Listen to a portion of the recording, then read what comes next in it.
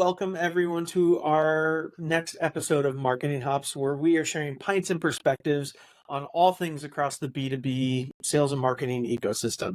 I'm super excited to have Lindsay Britt on with us today. Lindsay, what'd you bring to sip on?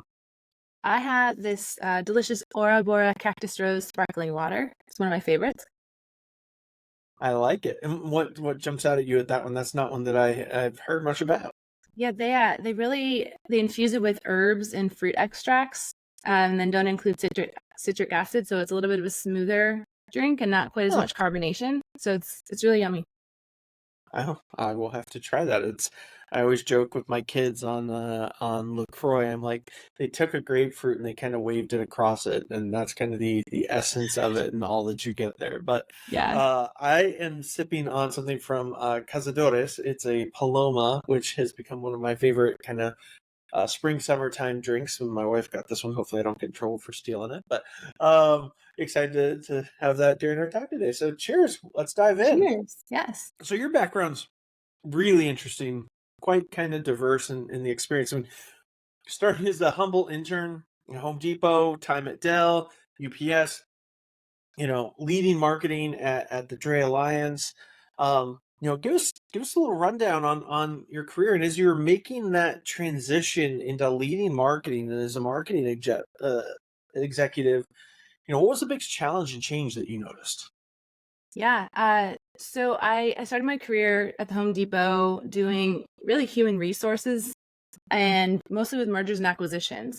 And then right out of college, I worked for Deloitte Consulting, where I did human capital consulting, where I was focused a lot on the employee experience during mergers and acquisitions. And I loved it. And I think I love being able to jump around to different industries. I think that actually, even that early, made the transition to an executive role a lot easier because I was at a very young age dealing with executives at fairly large companies in meetings, presenting to them. And I had a lot of opportunities to do that. And I really loved working there, but I wanted to be more on the strategy side of business. And I felt like I was going to get pigeonholed into human resources and human capital. So I got my MBA and transitioned into marketing because I have a really nice mix of the customer experience, still dealing with the people side of business, but also the analytics and the strategy that come along with marketing. So I interned at Dell. That was my very first marketing role as a consumer marketing intern, and was on a team that helped launch a new product. So did all of the go-to-market strategy, pricing, positioning for that. And then after business school, I worked at UPS. So there I was a segment marketing manager, was doing, again, new product development, really studying the retail industry. And subscription boxes were booming. And so I was in warehouses. I was seeing the logistics side of that. And from business school, I really had this entrepreneur, I guess, bug or itch, if you want to say. So after about 2.5 years, I actually left UPS and launched my own company. So I ran a subscription box company for about 2.5 years. What was the category? Really, what was like? Everyone has a theme. Yeah, it was educational toys for infants and toddlers. Oh, awesome! So yeah, it was really fun. And I was really forced into that executive role right away, running the business. I was a solopreneur. I had a couple of people who helped here and there with some social media marketing and just hands-on kind of implementation, but overall, it was all on me. And I learned that I really missed working in a team, and I learned a ton of lessons, what not to do and what to do. And I was actually approached by someone to run marketing for their startup at a time that was really good inflection point with my business, where I could really put it on pause. And if I wanted to go back to it, I could. But this other opportunity was really exciting. And honestly, I've been marketing, the first marketing hire at startups really ever since. So it's been over 10 years now. Oh my gosh. Yeah. Well, first you got all the big names tied in there. As you have been in marketing, I'm curious, what's the biggest thing you took away from all your human capital experience that you've been applying in that marketing role? Yeah, I mean, coming down to it, business is about people. It's about your customers and it's about your employees. It's interesting during the time of AI that's coming up so much now, where people are worried about their roles or about their jobs. And sure, things will certainly change, but when it comes down to it, business is based on people. So I think that's having that foundation, and when my career started, has been really helpful. No, I like that. Sounds like you've been really kind of in being around that first marketing hire for a long time. I feel like that's a really weird spot. I'm trying to think of the right way to frame that. Like that's a very unique position to come into. You're the first marketing person. You know all the things that should get done. You've got to do a mix of roll up your sleeves and strategy. Like you also have to be somewhat technical in nature because you're setting up ad campaigns probably, but then you're hiring and you can't be good at everything, is right, something else I think we all know. So Yeah. how, kind of having gone through that for nearly a decade now, when is the right time to bring in your first marketer? When is it too late? It's ideally, and obviously this is a marketer's perspective, is when you're creating the positioning for your company. I mean, how you go to market and how you tell your story is really, really vital, even with your earliest customers. So I think you could certainly have an MVP before you bring in a marketer, but I think there's a lot of value in bringing in someone early on to make sure that story is cohesive. And you're also coming up with processes to get input from customers as well as you're refining that ICP, as you're trying to define Hmm. product market fit. And having that marketer's point of view early on is really helpful. Now, I've definitely come in later. I mean, I was when I joined Dre Alliance, I was the first marketing hire. They were a Series B company, which is much later than a Wow, lot of other that's companies. super late. Yeah. Yeah, but they had, just the way the market conditions were, they had a ton of inbound opportunities, and the business was growing because of macroeconomic conditions in a way that they didn't necessarily need it to get the revenue and get the sales that they needed to build that momentum and that traction. Hmm. And so I would say that that's not the norm, and I certainly would recommend bringing in someone from marketing sooner than that. And there were a lot of pain points because of that. But I do want to point that out because it is possible that that happens. But ideally, I think most marketers would say you want to join when there's proven product market fit as an executive at an executive level. So you already have a few core customers who are raving fans. They love what you're doing. The sale, there is a little bit of a sales pipeline. It doesn't have to be huge, but you have some sales members or sales leaders who are hitting a quota. And so, and having that kind of what's the word I'm looking for? I guess that process to get input from customers to really see that you are solving a problem that they have. And that's when you can bring in a marketer at the executive level to really get going with the overall strategy and how you want to go to market at a larger A level. lot of different questions I have in and around that. Like, how often have you, because you've done this several times now, like, do you run into, so you're getting in there, but founder-led sales, that type of companies are going through it.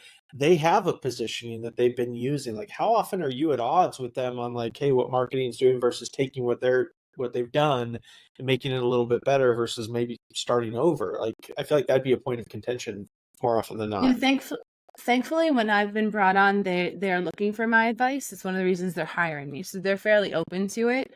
That's I'd great. say that there is an education piece, not just for the founder, but for the entire company too, to really say, okay, here's what we stand for, here's what we're trying to solve, and it may be different than what we've been doing before. So this is how we're going to be moving forward. Here's why. Here's the input that we're getting. So I'd say buy-in across the organization is usually a little more difficult than at the founder level. Interesting. Yeah. So because they brought in sales, they've had product obviously around. It, does this lead to some of the issues, and maybe you've seen this, or maybe this is wrong, of kind of, kind of, we've been doing marketing, anyone can do marketing, but now we need someone who's kind of knows the strategies type thing. Like, I also like marketing seems to be there's a Marcoux cartoon that came out, I think it was just this week, or last week, and it was like marketing gets a seat at the leadership table, and it's an infant high chair type thing. And so it's kind of like, does all these other functions being in place, they're somewhat operating efficiently or effectively, right? They're seeing growth, and then you bring in marketing. Does that help us? Does that hurt us as marketers? I mean, I've joined organizations where I report directly to the CEO. I'm a member of the ELT, and I'm the only one that doesn't have a C-suite name. So I'll be the VP of marketing, but there's a CFO, a CRO, Right. a CO. So I would say I would not join a company ever again where that's the situation, because it's very clear from the point that you're hired that marketing isn't valued in the same way. I don't think that is.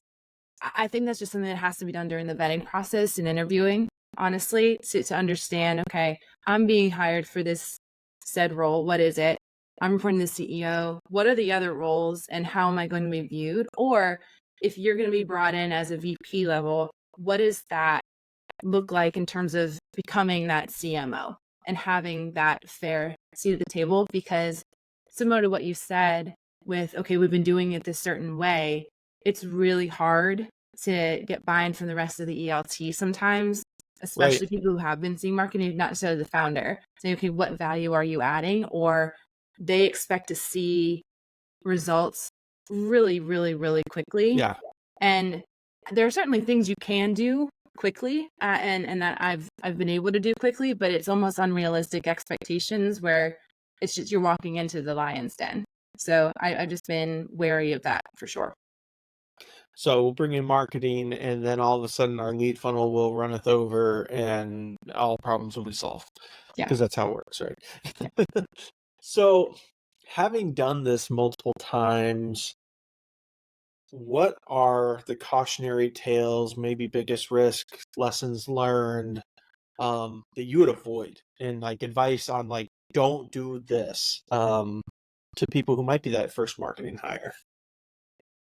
I would get to know, so if there is someone in sales who's a sales leader, get to know them really well. You are on the same team.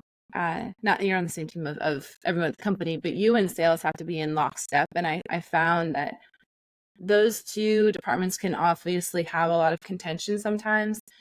But if there's a mutual respect and understanding between the two, things move so much more slowly, or not so much more efficiently and effectively, not slowly, than if you didn't build that relationship up front. Also, really get to know your CFO. So when you're given a number, a lot of times, especially at the executive level, especially in startups, which is where I typically work, they have specific numbers they're trying to reach. And the one of the most challenging positions you can be brought in is that the CFO and the sales leader, they have, and founder, they've set these really ambitious goals. And like you said, they want marketing to hit the ground running right away and hit certain goals or hit certain numbers to reach those goals. And one of the things we actually, we had a dinner with different marketing and sales executives in Atlanta here a couple weeks ago. And there was one of our fellow CMOs who was talking about this challenge where she didn't really know where her number came from that she was given. Was it from the board? Was it from the CEO? And it seemed really unrealistic. And we had this kind of roundtable discussion about what people would recommend.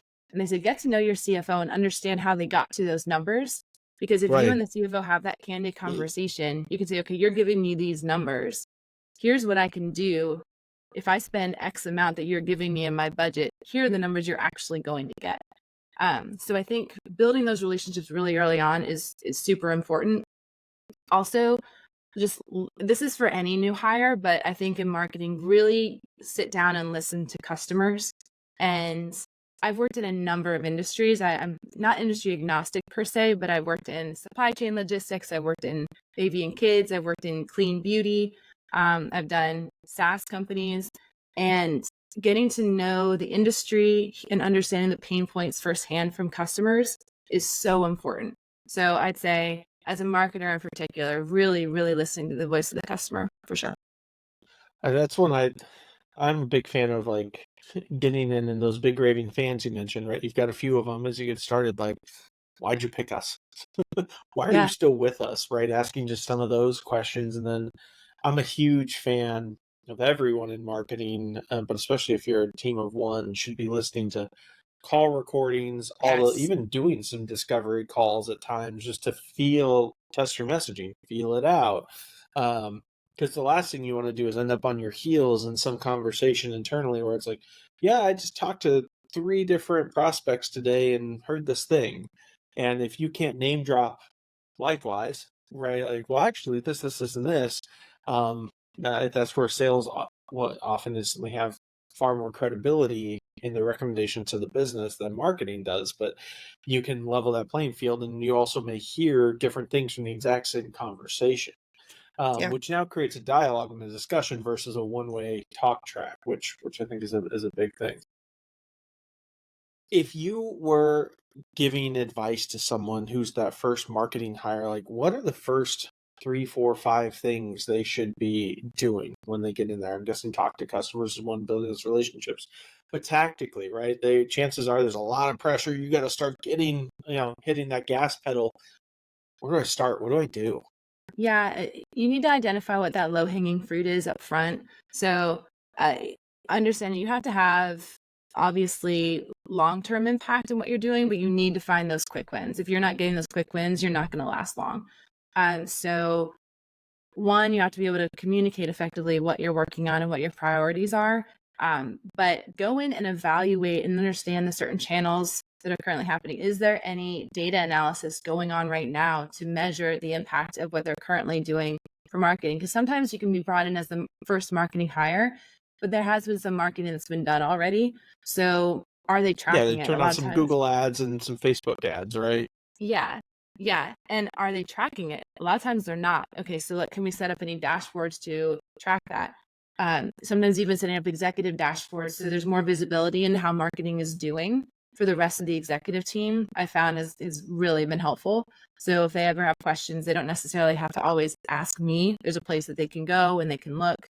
You have to be careful with that because you don't want them getting too much in the weeds. But um, having that set up and really having a clear, I mean, you set up the 30, 60, 90-day plan for sure and what you're trying to do and you're trying to learn. But when you're joining these startups, you really can't wait those 90 days to really start implementing and making an impact. So Right. looking at the campaigns or channels that are already working well and trying to prioritize just one or two things that can have quick wins. And usually as a first marketing hire, it could be things like setting up the tech stack properly or adjusting the CRM to make sure that they're tracking the right information or creating a new lead form because the one that they had was wonky in some way. So they're usually pretty quick wins and things like that you can do. Do you have any go-to channels that you know are like your quick wins? Ooh, the CRM and segmentation usually is a big one. A lot of times, I prefer HubSpot on the B2B side and then Klaviyo on the D2C side. But Oh, going in interesting. Okay. there and really knowing, uh, are they blasting all of their customers at once in their emails, or how are they segmenting? How can we improve that in some way? Are there even workflows set up? Is there any automation? And if not, that's a really quick win. Nice. Okay. Yeah. That's a good recommendation there.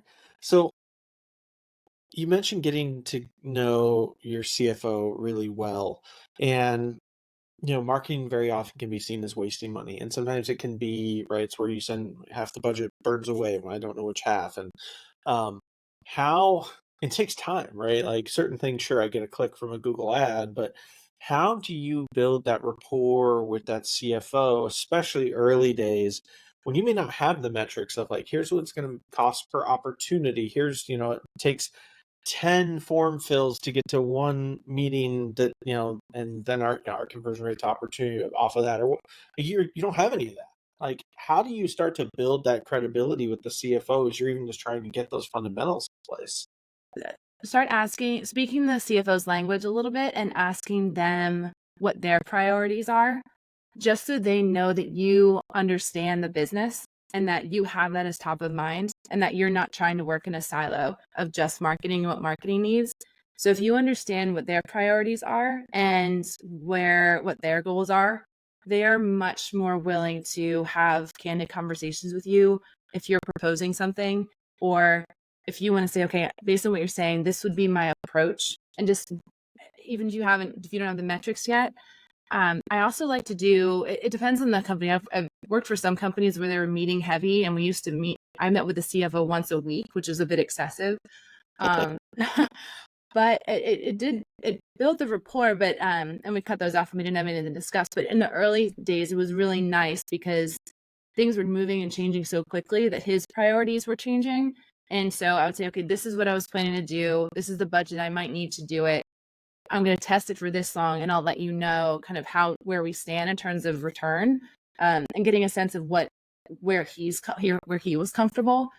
Now, obviously, you don't want the CFO to dictate everything about marketing and the budget. So it's not so much you reporting to them, but it's more having that mutual understanding and respect for what their goals are. And so they understand what your goals are too, and that they know that you're not trying to just spend money wherever you can. Yeah, that's the hard part is it's like you don't want them to dictate the marketing strategy, but at the end of the day, they control those purse strings. And unless you're just doing workflows and you're in the technology systems they have, you've got to invest in campaigns and whatever you're doing. Yeah. I think it's a really good recommendation there because they kind of do dictate. If they don't believe in the strategy, they're not going to fund it, and so you kind of have to bring them along with you, which I think is a really good call out there. So you're the first hire. When do you know it's time to bring on a kind of a number two, another person in marketing? Because I mean, that's again a really weird transition. You go from not having this function to one person in this function to now you're starting to build a team. What does that transition look like? Yeah, I mean, because I've been doing this for so long, I definitely know where my strengths are. And so when I come in, so for example, like graphic design is not my forte. I'm more on the marketing operation. I'm like crayons outside the line for myself, so I feel you. Yeah, and data analysis and strategy. And I'm great at writing. I can do content, but when it comes to graphics and design and ad design and things like that, I can do some stuff with Canva. I'll certainly be scrappy when I need to be, but I try to bring on at least a freelancer on that side. So it's really, I feel like if it were a recommendation to other people, just know your strengths and make sure that you can bring in someone who can support you, even if it's just a freelancer for a few hours a week or on a project basis to get certain things done. But honestly, even an example that I have where you just kind of have to do things on your own. One of the companies I worked at, it was an engineering team that built the website. So any change that needed to be done to the website had to go through the engineering team. Oh. And it was so slow. So if I wanted to change the button on a landing page, I mean, it was absurd. And they knew it. But they just didn't have someone coming in kind of pushing it forward. And the CEO had talked to a web development agency, I want to say maybe a month before I started. And so he handed me their information. He's like, they have industry experience. They're experts in this. Let's use them. And I got a quote from them and I showed it to the CFO and he was like, that's not happening. And I talked to the executive team, like, that's not happening. And the CEO is going to be speaking at an event, I want to say the following week. And we really needed to make some updates to the website, and the engineering team just wasn't going to get to it. And so I went into Webflow. I taught myself Webflow. I hadn't used it before. Now, granted, it's fairly user-friendly, but there's still a little bit of a learning curve with Webflow. And I knocked out a new website in 3 days. And it certainly, it's not perfect. They're still using it to this day, which is kind of funny. But it was an improvement from where we were, and it was making it possible for me to test things out in time for this event. And so you hire someone when you can, but there are certainly situations where you just have to get scrappy and you have to do stuff yourself. And I think that's one of the things that comes from being a first marketing hire. You just learn that this has to happen, and I would love to bring in someone, and it's not going to be perfect or anywhere near perfect, but this is the best we can do with the resources we have. Yeah, and the timing, right? Like, yeah, exactly. I always like to talk about the triangle. It's like you can have time, quality, and money. Pick your two. Yes. You can either pay a lot and have great quality, or we can pay nothing and we will in a short time and we'll sacrifice quality, right? You can pick your two, but you always give on the third. And yes, it's good to tee that up ahead of time before they start tearing it apart. Let's go through that. Agreed. So, with all of your experience and kind of all this time, you've probably touched a lot of different channels and industries and all kinds of different things and seen the evolution of marketing. You mentioned AI. As you look at the modern landscape, what does it mean to you to be a modern marketer? What do they need to do? What skills do they need to be bringing? How do they need to be thinking? Yeah, this kind of goes back to my recommendations to really get to know and be friendly with the sales and finance team. So Yes. we all know that times have changed where it's not growth at all costs. It's really about profitability. And I think that any modern marketer has to understand and partner with the rest of the organization to work towards a common revenue goal. And Yeah. so positioning anything that marketing wants to do, and this is even if you're down to a marketing manager, understanding how you're impacting the goals for the overall business and how what you're doing makes that impact is really important to show your value. And more so, I mean, that's always been important for sure. And I feel like the best jobs I've ever had, I understood the impact that my job was having on the overall business goals. But especially now where profitability is so important, uh, that you just have to understand and be able to speak the language of the overall business. And you can't have marketing in a silo. And the other part of that is you also have to be willing to learn and try new things.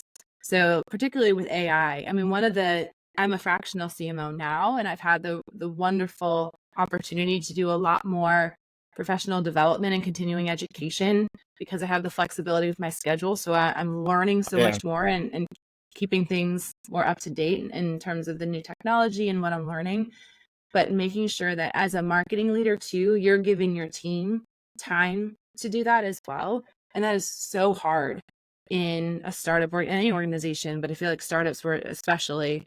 So trying to give them even an hour a week where they can explore something new, or having even a little bit of a scrum where they can work on stuff, I think is really important. It begs the question, what are your favorite AI tools you're using right now? Ah, so there's, I really love putting them against each other, if that makes sense. So mostly on the content side with writing and development, I haven't explored as much on the data analysis side. I'm excited to actually dive into that more. I know there's some tools you can do with segmentation, and even with product marketing, there's some really fun things you can do with that. But I like Claude and I like Gemini and I like ChatGPT for different things. And so I'll actually put an outline of something in one, get the output, and then put it in another one and compare it. Say, what do you like about this? What would you change? Try this tone. And so it's just been really fun to kind of bounce them off each other. In terms of graphics, I have yet to find one that I love that makes people well. People still look really Hmm. creepy. You can get animals that look great, or plants, or I'm working. One of my clients is a landscape marketplace, and so you can have even the plants sometimes look a little weird. But I found that people still look really creepy in the ones Even that with I've tried. Midjourney? Because Midjourney's been pushing it on the people side. Yeah, Midjourney, I need to spend a little more time in there. I feel like there's a bit more of a learning curve with Midjourney than there Yeah. is with some of the When you're in others. Discord, it's kind of weird from a UI perspective. Yeah, yeah. So I haven't had as much time to explore it on that one. But yeah, I haven't found there are new ones all the time, and Yeah. there's actually a new one. I'm drawing a blank on the name of it, where it's going to change the way you do prompting. So you don't have to Huh. be as good at prompting. It'll make it easier to get a more accurate result with just general language. As not that it's not, it's still general language even with any generative AI, but you don't have to be quite as explicit with the prompting. It makes that part easier. Oh, interesting. Yeah. Yeah, it's been fun tinkering. I feel like ChatGPT is the enterprise marketer who uses all the buzzwords and buzzy statements possible. It's like Claude is like the sales rep. Uh, they just want the brass tacks explanation. Yeah. It is very clear. It's been funny to tinker with. Yeah. Um, And there was even talks recently. I was in a Slack channel. I'm in this AI marketers guild. So we're talking about the newest stuff all the time. And people were saying even just 2 weeks ago that Gemini rolled something out and the results they're getting are significantly better. So I feel like we could say something now, and by the time you put this live, it's going yeah, to be completely it'll be different. different again. It's Yeah, so fast. Yeah. yeah, it's definitely I think your point though on both us as individual marketers and marketing leaders, we all need to be making time to tinker with this Mhm. stuff. Um, because if you are, you're probably in the top 20%. And if you're spending more than an hour messing around with it a week, you're probably in the top like 5% of people. Because what I'm finding is that there's a lot of everybody knows they need to play with it, but I think to your point, they're not making the time to do it, and it's going to be. I think it's going to be very disruptive and continue to be. It's going to be those who know how to use it and those who are kind of playing catch up in the next couple of years. Yeah. Yeah, for sure. I've actually even heard of certain companies, and I don't know what size they were. It was just in a discussion, the forum that I was in, where they have an entire person at their company, or even I don't think, yeah, I don't know if it was just their company, but it may have just been within sales and marketing dedicated to AI and understanding the tools that were available and how to use that to optimize their processes and the way that they're doing things. So it's become that important with certain organizations that they understand how they can make their organization more efficient. Yeah, it's phrases like API scare you. That's probably a thing for people to start digging into because they're not super complex, but they can sound intimidating Yeah. if you've never tinkered with them before. So again, better do it now than when you need it at the end of the day.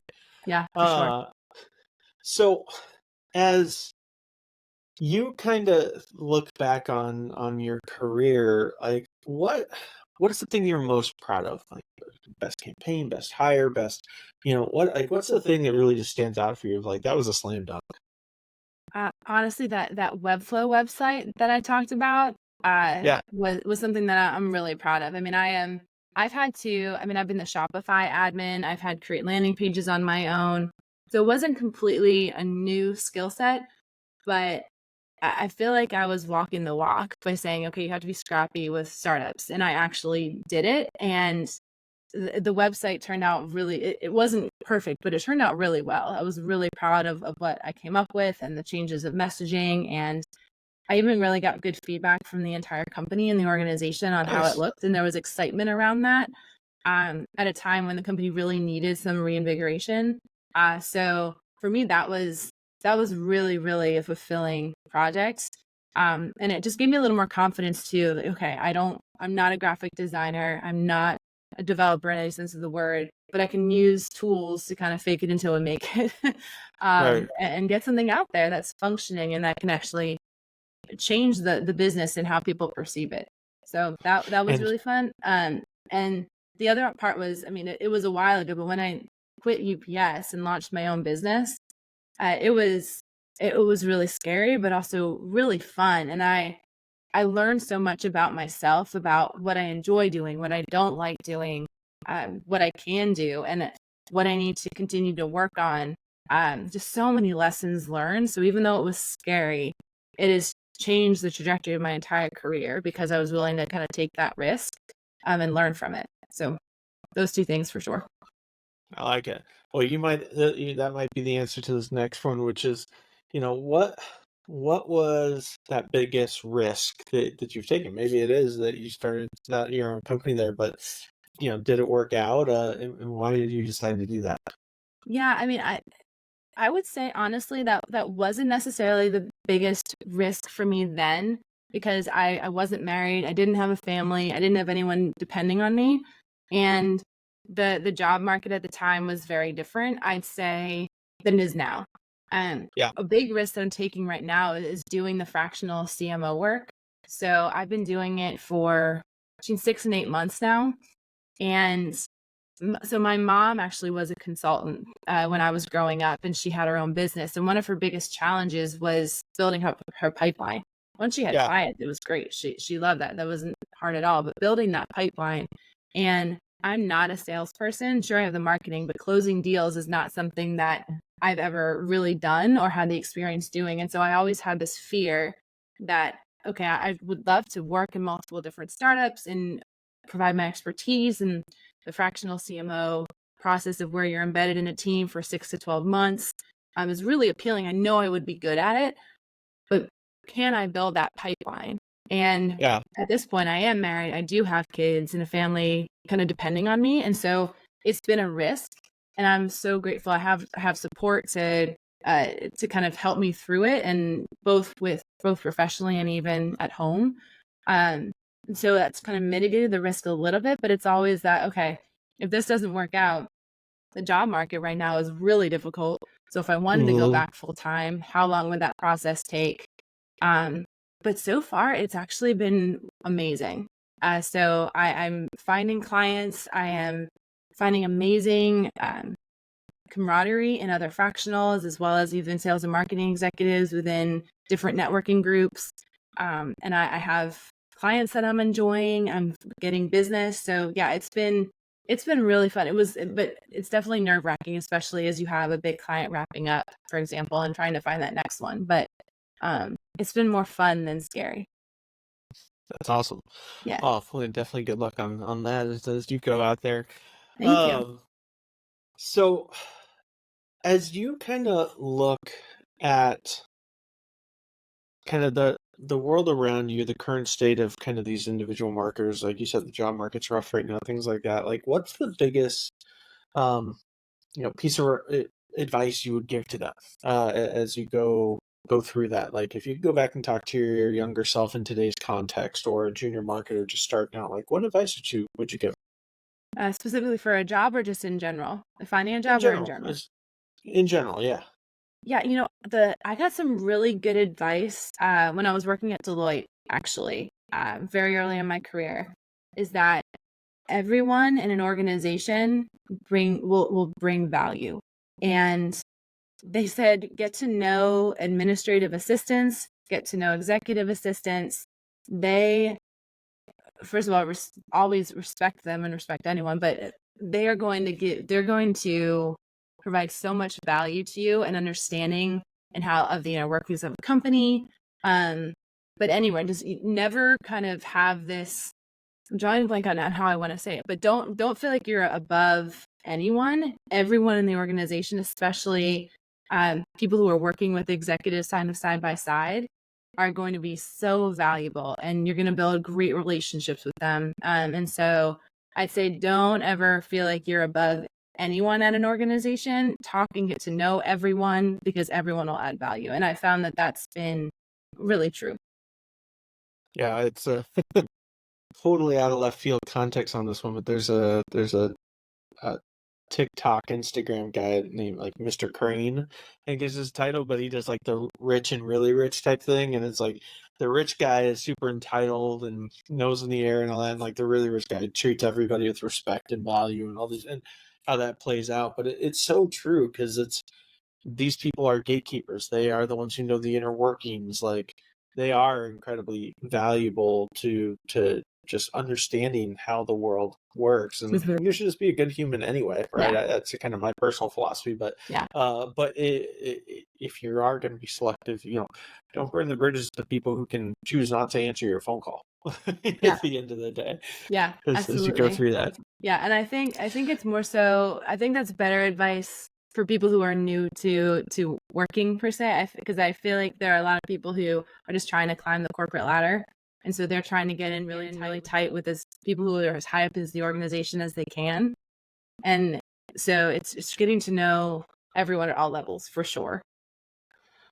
I mean, good lesson on this is, if you treat someone's admin or something poorly, Mhm. chances are that person relies on them, and you will slam doors that's like shut that you didn't even realize you did, Yeah. by treating the person correctly. The other thing, just tip on admins, they always know the inner gossip and workings of these Yeah. companies, and so if they're your friend, you can really really leverage it. If they're not, you are flying blind Yes. on that.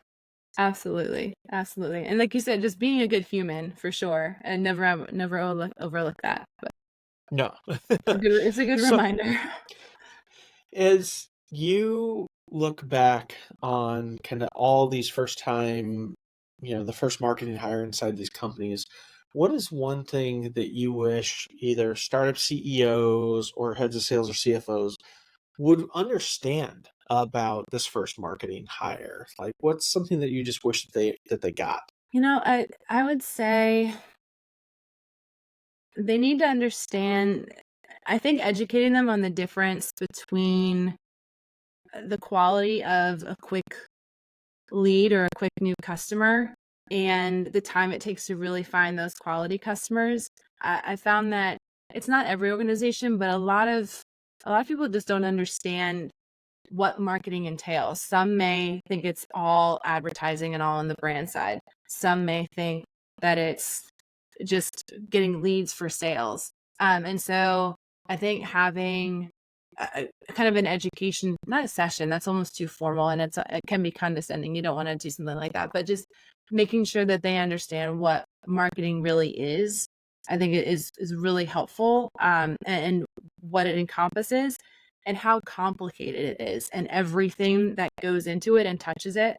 There was a diagram that someone posted on LinkedIn, I want to say about a month ago, and it had probably 12 different inputs into the marketing department and what goes into that, and showing visually the complexity of what goes into marketing. And I think the more that we can share that and build that understanding to people who aren't in marketing, the better.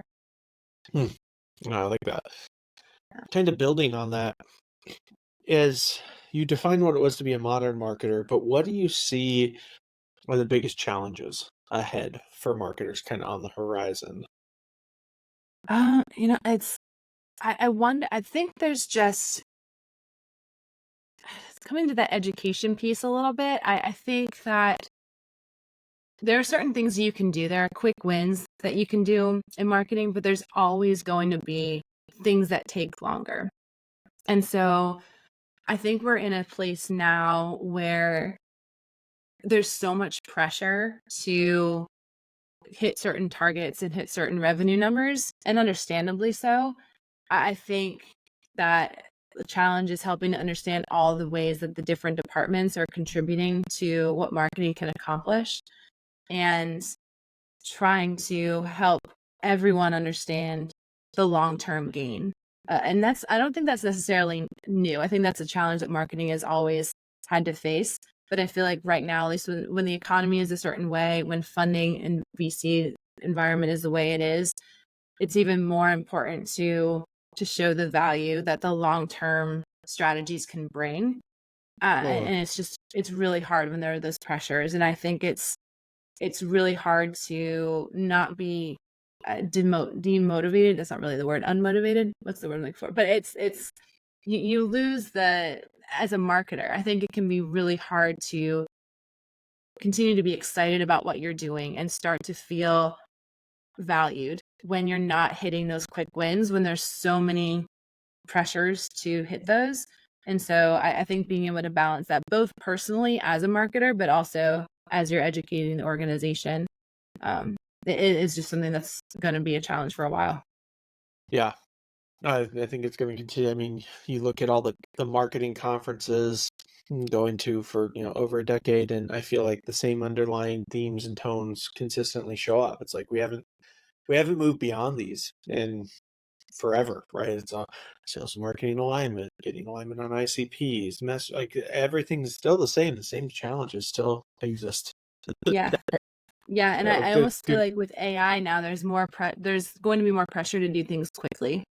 And so Yeah. that's definitely something that's shifting as well. And so I don't know how this would play out, but I've had some conversations with other marketers who have actually had basically, they don't see it as just marketing and just sales goals. They have true kind of go to market goals.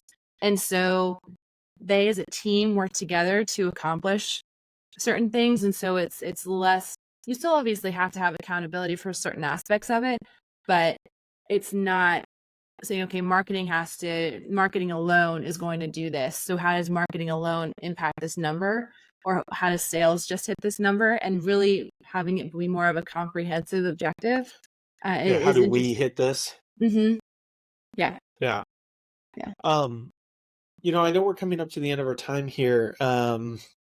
I wanted to ask one fun question as we are going through this, which is, everybody has their favorite marketing sales technology. Like, what are your top 3 must-haves? And maybe I'll give you 2. Does that change when you're the first marketer, and then versus like when you have an established kind of team in place? There, I'll give you 2 if you want them. Yeah, sure. So, I mean, when you're in the first marketing hire, having any tech stack at all is helpful above the CRM, and even then, that's not always there. So I kind of talked about HubSpot on the B2B side, and then Klaviyo on the D2C side. Like those, they're just so useful and they bring so much Mhm. value that I love having those. I have never actually been at an organization that has a big enough marketing budget to have Looker, but I would Mm. love to have Looker in terms of a data analysis platform. Um, just being able to have that data.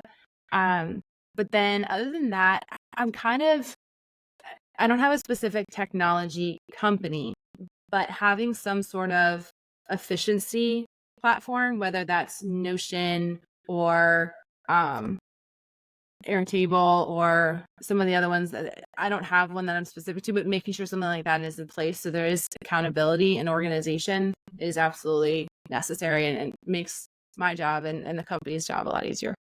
Yeah. No, I like that. It's at least something to capture the jobs to be done, what's in progress. Blockers and all that good stuff can Yeah, help too, very just from basic prayers. stuff, but critical. Yeah. Yeah.